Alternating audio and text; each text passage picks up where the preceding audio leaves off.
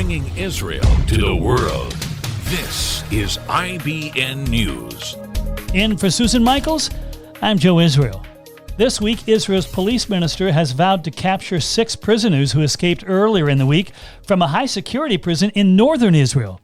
The shocking prison break took place on Monday and caused Israeli authorities to launch a massive manhunt in the country's north and west bank after the prisoners, all jailed for serious terror offenses, tunneled out of their cells and escaped from Gilboa prison, the biggest prison break of its kind in decades.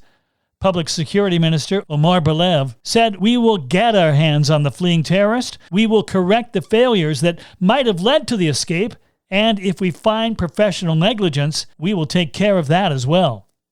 Police say they're looking into the possibilities that the fugitives were aided by some prison personnel. According to Foreign Minister Yair Lapid, Iran's nuclear program is not only an issue for Israel, but for the entire world.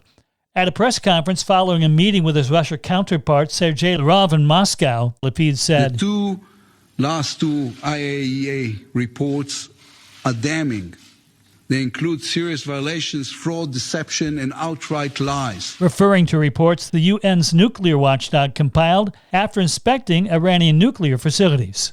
The Taliban military organization, which last month took control of Afghanistan, said its government doesn't want any ties with Israel. The spokesman of the group made the statement during a press conference this week after it announced a new government. "Of course, we will not have any relations with Israel. We want to have relations with other countries. Israel is not among these countries." Spokesman Shahail Shaheen told news media. Shaheen said the Taliban were even willing to cooperate with the United States after they swiftly toppled the 20-year-old Western-backed government last month, just as U.S. President Joe Biden was completing a pullout to end America's longest war. And an abnormally high coronavirus infection rate among Israeli worshippers who travel to Ukraine for the Rosh Hashanah pilgrimage was reported by National Emergency Service Magen David this week. I'm Joe Israel. IBN, Israel Broadcast Network.